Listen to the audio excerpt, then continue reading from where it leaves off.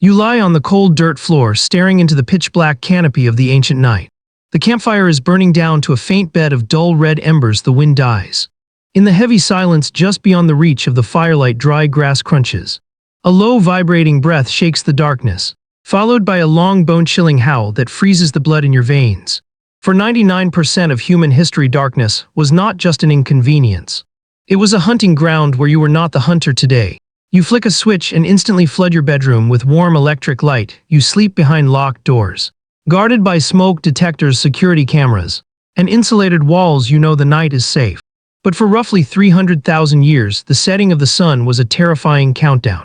When darkness fell over the Pleistocene wilderness, early humans were stripped of their greatest advantage. You became slow, nearly blind, and profoundly vulnerable. Out in the blackness lurked creatures, engineered by millions of years of evolution to hunt you while you slept. Who was prehistoric humanity's most terrifying nocturnal enemy? How did your ancestors survive thousands of nights, surrounded by predators that could see in total darkness, track your scent from miles away, and crush human bone with a single bite? The answer begins with a brutal biological reality written into your eyes. You are a diurnal primate, which simply means your body was designed strictly for daytime living millions of years ago. Your ancestors traded nighttime vision for brilliant daytime color vision.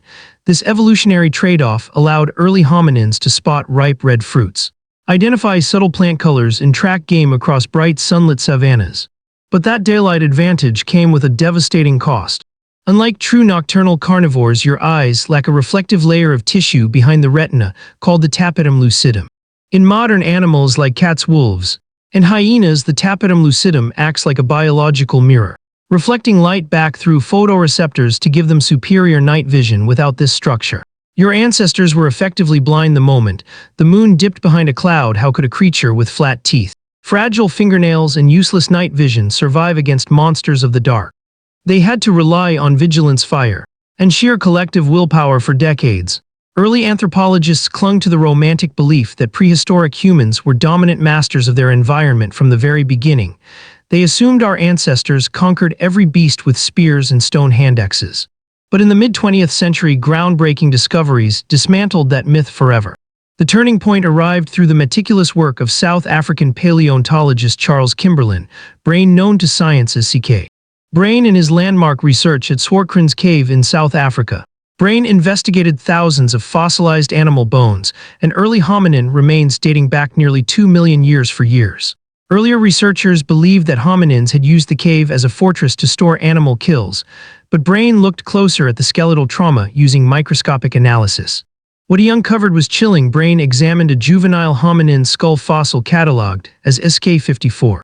On the top of the skull were 2 clean circular puncture wounds, spaced exactly 33 millimeters apart. Brain took the fossilized skull and compared the puncture marks against the lower jaw of an extinct prehistoric leopard and the terrifying false saber-toothed cat known as Dinofelis. The distance between the canine teeth of the fossilized predator matched the holes in the child's skull down to the millimeter. The child had not been a hunter in that cave. The child had been dragged into the dark cavern by the back of its head by a nocturnal stalker and eaten in the shadows.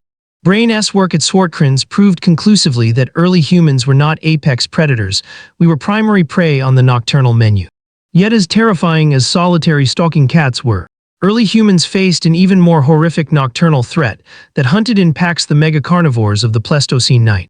Among the most formidable of these ancient terrors was Pachycrocuta brevirostris, the giant short-faced hyena, alongside the fierce Eurasian cave hyena Crocuta spelea.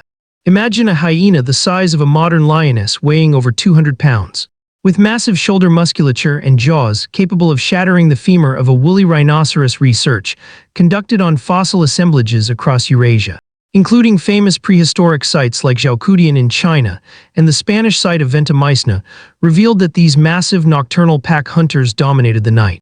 While big cats hunted silently through ambush, giant hyenas hunted with psychological terror. They used acoustic coordination, terrifying cackles, and long-distance midnight howls to disorient their prey and communicate across vast distances in total blackness. How did these predators track our ancestors in the pitch dark? They possessed an extraordinary olfactory bulb, the region of the brain dedicated to processing smells, which was many times larger than that of a human. They could smell a sweaty human camp or the scent of a frightened child from several kilometers upwind. Furthermore, Their ears could detect the lowest frequencies and the quietest rustle of a branch if you stepped away from the tribe in the dark to relieve yourself. You were already being watched by eyes you could not see, so let us reconstruct a concrete scene from a freezing night on the Pleistocene steppe roughly 40,000 years ago. Your band of 25 people has made camp beneath a limestone rock. Overhang the wind howls across the open tundra, carrying the scent of snow and damp earth.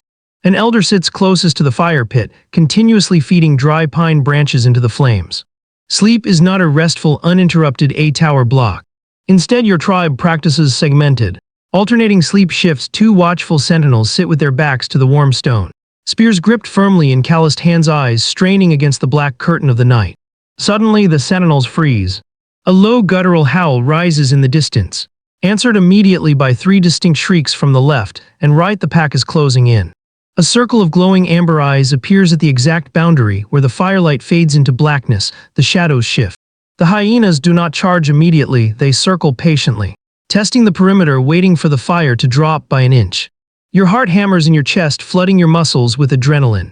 The elder grabs a burning torch, waving the roaring orange flames high above their head while shouting into the dark. The sentinels bang wooden spear shafts rhythmically against flat stones to create sharp, unnatural noises. For hours, no one sleeps. Survival is a battle of acoustic dominance and chemical fuel. If the wood runs out before the sun rises, the tribe will not see another dawn now. Consider the profound archaeological research led by Curtis Marion, a professor of anthropology at Arizona State University. Investigating the coastal caves of Pinnacle Point in South Africa, Marion and his team documented how early modern humans survived extreme environmental shifts and predatory pressure. Marion discovered that early humans systematically coordinated their movements and activities around lunar cycles. When the moon was full, illuminating the landscape with silver light, early humans could see their surroundings and travel with relative safety. But during the new moon, when the world was plunged into impenetrable blackness, human groups retreated deep into cave systems. Barricading entrances with heavy thorny brush and keeping continuous fire watches, humans adapted to nocturnal predators not by growing night vision, but by developing strategic behavioral schedules. Here is where the story takes a fascinating and counterintuitive twist. The terrifying nocturnal predators that haunted our ancestors did not wipe us out. Instead, they became the ultimate evolutionary catalyst that forged modern human intelligence and society. Think about what was required to survive against giant nocturnal hunters. A lone human wandering in the dark was instant meat. To survive, you were forced to stay physically glued to your tribe. The danger of the night necessitated intense social bonding, deep empathy, and shared responsibility. The campfire became more than just a source of heat. It became a luminous shield that carved out a tiny, safe daytime oasis in the middle of a terrifying nocturnal wilderness.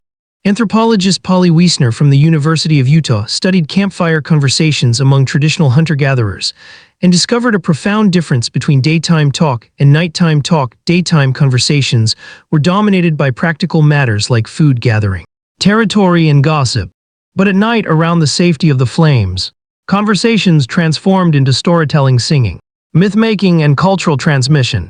The terror of what lurked outside the firelight forced early humans to invent art, mythology, and religion to make sense of their fear. The monsters in the dark gave birth to human culture.